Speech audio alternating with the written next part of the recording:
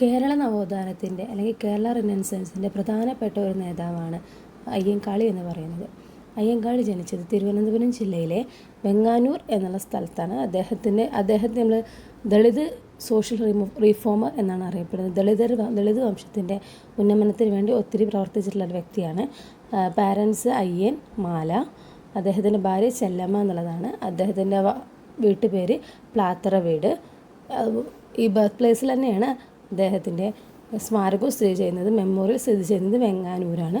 ആദ്യകാല നാമം അല്ലെങ്കിൽ ഫോർമൽ നെയിം എന്ന് പറയുന്നത് കാളി എന്നാണ്. പിന്നെ അദ്ദേഹത്തിൻ്റെ മെമ്മോറിയൽ സ്റ്റാച്യു, മറ്റേത് മെമ്മോറിയലാണ്, സ്മാരകമാണ്. സ്മാരക പ്രതിമ സ്ഥിതി ചെയ്യുന്നത് വെള്ളയമ്പലം, അതും തിരുവനന്തപുരം ജില്ലയിൽ തന്നെയാണ്. ഈ മെമ്മോറിയൽ അദ്ദേഹത്തിൻ്റെ മെമ്മോറിയൽ ചിത്രകൂടം എന്നും പഞ്ചജന്യം എന്നും അറിയപ്പെടുന്നുണ്ട്.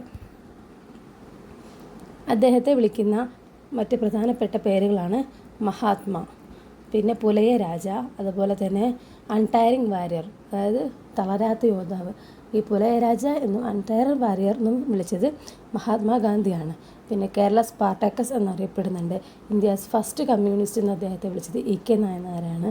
അതുപോലെ തന്നെ ഇന്ത്യസ് ഗ്രേറ്റസ്റ്റ് സൺ എന്ന് അദ്ദേഹത്തെ വിശേഷിപ്പിച്ചത് ഇന്ദിരാഗാന്ധിയാണ്. ഇന്ദിരാഗാന്ധി അദ്ദേഹത്തിൻ്റെ പ്രതിമ അനാച്ഛാദനം ചെയ്യുന്ന സമയത്താണ് പറഞ്ഞത് ഇന്ത്യസ് ഗ്രേറ്റസ്റ്റ് സൺ എന്ന്. ആളിക്കത്തിയ തീപ്പൊരി എന്ന വിശേഷണമുള്ള സാമൂഹിക പരിഷ്കർത്താവും അയ്യങ്കാളി തന്നെയാണ്. ഇതാണ് അദ്ദേഹത്തിനെ കുറിച്ച് ജനറൽ ആയിട്ടുള്ള ഒരു കാര്യങ്ങൾ. ഇനി അദ്ദേഹത്തിൻ്റെ ജീവിതത്തിൽ ഒരു ടൈം ലൈൻ നമുക്ക് നോക്കാം. അദ്ദേഹത്തിൻ്റെ പ്രധാനപ്പെട്ട പ്രവർത്തനങ്ങൾ, ഏതൊക്കെ പ്രവർത്തനത്തിലാണ് അദ്ദേഹം പങ്കെടുത്തിട്ടുള്ളതെന്ന് നോക്കാം. നമ്മൾ ഓൾറെഡി പറഞ്ഞിട്ടുണ്ടായിരുന്നു 1863 ആണ് അദ്ദേഹം ജനിച്ചത്. ഒരു 30 വർഷം കഴിഞ്ഞിട്ട്, അതായത് അദ്ദേഹത്തിൻ്റെ 30 വയസ്സാകുമ്പോൾ 1893 വില്ലുവണ്ടി അജിറ്റേഷൻ, അതായത് വില്ലുവണ്ടി സമരം നടത്തി. ഈ വില്ലുവണ്ടി സമരം എന്ന് പറഞ്ഞിട്ടുണ്ടെങ്കിൽ ആ സമയങ്ങളിൽ താഴ്ന്ന ജാതിക്കാർക്ക് വില്ലുവണ്ടിയിൽ യാത്ര ചെയ്യാനുള്ള സ്വാതന്ത്ര്യം ഉണ്ടായിരുന്നില്ല. ആ യാത്ര ചെയ്യാനുള്ള സ്വാതന്ത്ര്യത്തിന് വേണ്ടിയിട്ട്, അതായത് ഫ്രീഡം ടു ട്രാവൽ, ആ വില്ലുവണ്ടിയിൽ യാത്ര ചെയ്യാനുള്ള ഫ്രീഡത്തിന് വേണ്ടിയിട്ടാണ് അദ്ദേഹം പ്രവർത്തിച്ചത്. ഇതിന് വേണ്ടിയിട്ട്, ഈ സ്വാതന്ത്ര്യത്തിന് വേണ്ടി അദ്ദേഹം വെങ്ങാനൂർ മുതൽ ട്രിവാൻഡ്രം വരെ വില്ലുവണ്ടിയിൽ യാത്ര ചെയ്തു. അത് നമുക്ക് ഓർക്കാൻ വേണ്ടിയിട്ട് എങ്ങനെ ആലോചിക്കുക എന്ന് വെച്ചാൽ, ആ സമയത്ത് താഴ്ന്ന ജാതിക്കാർക്ക് വില്ലുവണ്ടിയിൽ മൂലം വെച്ച് യാത്ര ചെയ്യാനുള്ള സ്വാതന്ത്ര്യം ഉണ്ടായിരുന്നില്ല. ആലോചിക്കുകയാണെങ്കിൽ ആ സമയത്ത് നമ്മുടെ തിരുവിതാംകൂറിൻ്റെ റൂളർ എന്ന് പറയുന്നത് ശ്രീ മൂലം തിരുനാളായിരുന്നു. അപ്പോൾ അത് ആലോചിക്കാൻ എളുപ്പമാണ്. മൂലം വെച്ച് യാത്ര ചെയ്യാൻ കഴിഞ്ഞിരുന്നില്ല, വില്ലുവണ്ടിയിൽ യാത്ര ചെയ്യാൻ കഴിഞ്ഞില്ല എന്നുള്ളത് നമ്മൾ എന്ത് ചെയ്യാം, ശ്രീ മൂലം തിരുനാൾ എന്നുള്ളതിനോട് കണക്ട് ചെയ്ത് നമുക്ക് പഠിക്കാവുന്നതാണ്. അതുപോലെ തന്നെ 1898 അദ്ദേഹം ചാലിയം തെരുവ് സമരത്തിൽ പങ്കെടുത്തു. പിന്നെ നമ്മൾ പറയുന്ന പ്രധാനപ്പെട്ട ഒരു കാര്യമാണ് 1904 അല്ലെങ്കിൽ 1905. 1904 തന്നെ നിങ്ങൾ പഠിച്ചു വെച്ചാൽ മതി. അദ്ദേഹം കുടിപള്ളിക്കൂടം എന്നുള്ള പേരിൽ ഒരു പ്രൈമറി സ്കൂൾ വെങ്ങാനൂർ സ്ഥാപിച്ചു. ഇത് 2 ഇയർ കൊടുക്കാൻ കാരണം എന്താ വെച്ചാൽ SCRTയിലെ ഇയർ എന്ന് പറയുന്നത് 1904 തന്നെയാണ്. പക്ഷേ ഒരു എക്സാമിന്, PSC എക്സാമിന് 1905 എന്ന ഓപ്ഷനിലുണ്ടായതുകൊണ്ടും ആ സമയത്ത് അതിൻ്റെ ആൻസർ 1905 ആയതുകൊണ്ടും എന്ത് ചെയ്യും, പ്രൈമറി സ്കൂൾ സ്ഥാപിച്ചത് 1904 എന്ന ഓപ്ഷൻ ഇല്ലെങ്കിൽ നമുക്ക് എന്ത് ചെയ്യാം, 1905 എന്നുള്ള ഓപ്ഷൻ തിരഞ്ഞെടുക്കാവുന്നതാണ്. പിന്നെ 3 വർഷം കഴിഞ്ഞ് 1907 അദ്ദേഹം സാധുജന പരിപാലന സംഘം എന്നുള്ള ഒരു സംഘടന സ്ഥാപിച്ചു. അതിൻ്റെ മൗത്ത് പീസ്, അതായത് അതിൻ്റെ നമ്മളെന്താ പറയുക, മുഖപത്രമാണ് സാധുജന പരിപാലിനി. ഈ സാധുജന പരിപാലിനി എന്ന് പറഞ്ഞാൽ ഇന്ത്യയുടെ ആദ്യത്തെ ദളിത് മാഗസിനാണ് സാധുജന പരിപാലിനി എന്ന് പറയുന്നത്. ഈ സാധുജന പരിപാലന സംഘം എന്ന് പറഞ്ഞാൽ SNDPയുടെ മാതൃകയിൽ അയ്യങ്കാളി രൂപീകരിച്ച ഒരു സംഘടനയാണ് സാധുജന പരിപാലന സംഘം. അതിൻ്റെ മൗത്ത് പീസാണ്, അല്ലെങ്കിൽ അതിൻ്റെ മുഖപത്രമാണ് സാധുജന പരിപാലിനി എന്ന് പറയുന്നത്. ഈ സാധുജന പരിപാലനയുടെ ഫസ്റ്റ് എഡിറ്ററാണ് ചെമ്പന്തറ കാളി ചോതിക്കറുപ്പൻ എന്ന് പറയുന്നുള്ള വ്യക്തി. ഇത് ആദ്യമായിട്ട് അച്ചടിച്ച് വന്നത് ചങ്ങനാശ്ശേരിയിലെ സുദർശന പ്രസിൽ നിന്നാണ് ആദ്യമായിട്ട് ഈ മാസിക അല്ലെങ്കിൽ ഈ മുഖപത്രം അച്ചടിച്ച് വന്നത്. എന്നാൽ ഈ ദിവസം വീണ്ടും 2 വർഷം കഴിഞ്ഞ് 1909 അദ്ദേഹം first agriculture agitation in Kerala സംഘടിപ്പിച്ചു. അതും വെങ്ങാനൂർ തന്നെയായിരുന്നു. വെങ്ങാനൂരിലാണ് അദ്ദേഹം കൂടുതലായിട്ട് ഈ പ്രവർത്തി മണ്ഡലം എന്ന് പറയുന്നത്. അതായത് കേരളത്തിലെ തന്നെ ആദ്യത്തെ ഫസ്റ്റ് അഗ്രികൾച്ചർ അജിറ്റേഷൻ നടത്തുന്നത് വെങ്ങാനൂരാണ്. അതിന് നേതൃത്വം നൽകിയത് അയ്യങ്കാളിയാണ്. പിന്നെ ശേഷം 1911 അദ്ദേഹം ശ്രീമൂലം പ്രജാസഭയിലെ അംഗമായി. ശ്രീമൂലം പ്രജാസഭയിലെ അംഗമാകുന്ന ആദ്യത്തെ SC മെമ്പർ അല്ലെങ്കിൽ ഹരിജൻ മെമ്പറാണ് അയ്യങ്കാളി എന്ന് പറയുന്നത്. ആ സമയത്ത് ശ്രീമൂലം പ്രജാസഭയുടെ സമ്മേളനം സംഘടിപ്പിച്ചത് തിരുവനന്തപുരത്ത് VJT ഹാളിൽ വെച്ചിട്ടായിരുന്നു. അതുകൊണ്ട് തന്നെ 2019 ആയ സമയത്ത് തിരുവനന്തപുരം VJT ഹാൾ അദ്ദേഹത്തിൻ്റെ ഓർമ്മയ്ക്ക് വേണ്ടിയിട്ട് അയ്യങ്കാളി ഹാൾ എന്നാണ് റീനെയിം ചെയ്യപ്പെട്ടിട്ടുണ്ട്.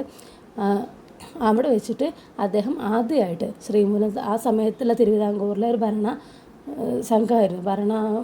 ഗവൺമെൻറ്റായിരുന്നു ശ്രീമൂലം പ്രജാസഭ. പിന്നെ തുടർച്ചയായിട്ട് 28 വർഷം അദ്ദേഹം ശ്രീമൂലം പ്രജാസഭയുടെ അംഗമായിരുന്നു. തുടർന്ന് 1912 നെടുമങ്ങാട് ചന്തലഹളയിലും അദ്ദേഹം പങ്കെടുത്തു. ആ നെടുമങ്ങാട് ചന്തലഹള എന്ന് പറഞ്ഞാൽ നെടുമങ്ങാട് ചന്തയിലൂടെ ദളിതർക്ക്, താഴ്ന്ന ജാതിക്കാർക്ക് സഞ്ചാര സ്വാതന്ത്ര്യം ഉണ്ടായിരുന്നില്ല. അതിന് വേണ്ടിയിട്ട് നടന്ന സമരമാണ് നെടുമങ്ങാട് ചന്തലഹള. അതുപോലെ തന്നെ ഈ സമയത്ത് തന്നെ 1912 തന്നെയാണ് അദ്ദേഹം ബാലരാമപുരത്ത് വെച്ചിട്ട് ശ്രീനാരായണ ഗുരുവിനെ കണ്ടുമുട്ടിയത്. 1915 അദ്ദേഹം കല്ലുമാല അജിറ്റേഷന് പങ്കെടുത്തു.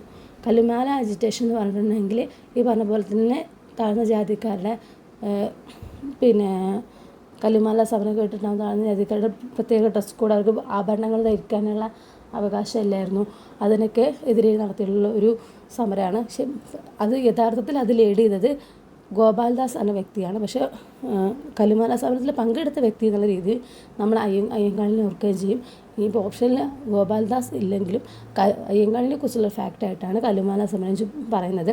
ഇത് പെരിനാട് എന്ന സ്ഥലത്ത് വെച്ചിട്ടാണ് നടന്നത്. അതുകൊണ്ട് ഇത് also known as Perinad agitation എന്നും അറിയപ്പെടുന്നുണ്ട്. അതായത് പെരിനാട് ലഹള എന്നും അറിയപ്പെടുന്നുണ്ട്.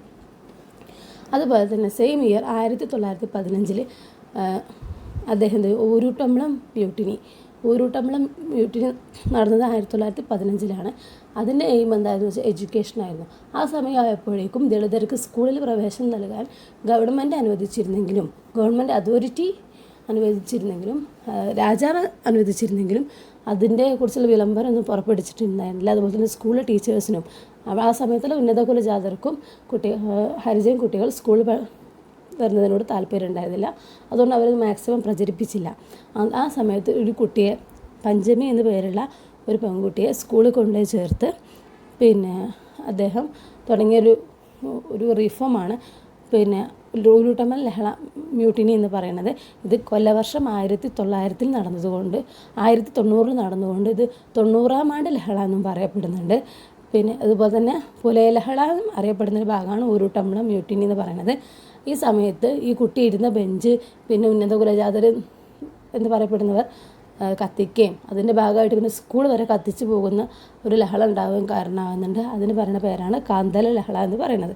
ഈ ഊരൂട്ടമ്പളം മ്യൂട്ടിനി നടക്കുന്ന സമയത്ത് അയ്യങ്കാളി പറയുന്ന ഒരു വേർഡാണ്, ഞങ്ങളുടെ മക്കളെ നിങ്ങളുടെ സ്കൂളിൽ പഠിപ്പിച്ചില്ലെങ്കിൽ നിങ്ങളുടെ പാടത്ത് ജോലി ചെയ്യാൻ ഞങ്ങളും തയ്യാറല്ലാന്നും, നിങ്ങളുടെ പാടത്ത് പുല്ല് മുളയ്ക്കട്ടെ എന്നുള്ള രീതിയിലുള്ളൊരു സ്ലോഗനൊക്കെ അതിലുണ്ട്. അതാണ് എഴുതിയിട്ടുള്ളത്. If you do not allow our children to study we will not work in your fields instead of paddy grass and weeds will grow there. അതായത് അവിടെ നെല്ലിന് പകരം ഗ്രാസും വീഡ്സും ഉണ്ടാവുമെന്നാണ് അയ്യങ്കാളി പറഞ്ഞത്. അദ്ദേഹത്തിൻ്റെ ആ ചേർത്ത കുട്ടിയുടെ പേര് പഞ്ചമി എന്നായിരുന്നു. ലേറ്റർ ഇപ്പോൾ നിലവിൽ Thiruvananthapuram government UP school, Oorootambalam government UP school, അവരുടെ ഓർമ്മയ്ക്ക് വേണ്ടി അയ്യങ്കാളി പഞ്ചമി മെമ്മോറിയൽ സ്കൂൾ എന്നാണ് അതിൻ്റെ പേര്. ശേഷം 1937 ജനുവരി 14 ഗാന്ധിജി മെറ്റ് അയ്യങ്കാളി. വെങ്ങാനൂർ വെച്ചിട്ട് ഗാന്ധിജി അയ്യങ്കാളിനെ കണ്ടു. ആ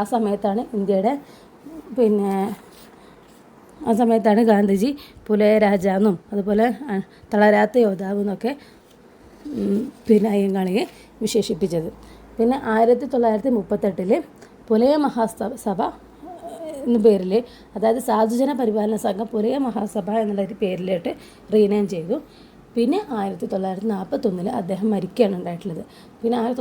അദ്ദേഹത്തിൻ്റെ മരണശേഷം 1942 സമസ്ത തിരുവിതാംകൂർ പുലയ മഹാസഭ എന്നുള്ള പേരിൽ അത് റീനെയിം ചെയ്തു. അതിൻ്റെ പ്രസിഡൻ്റായിരുന്ന TT കേശവശാസ്ത്രി ആയിരുന്നു.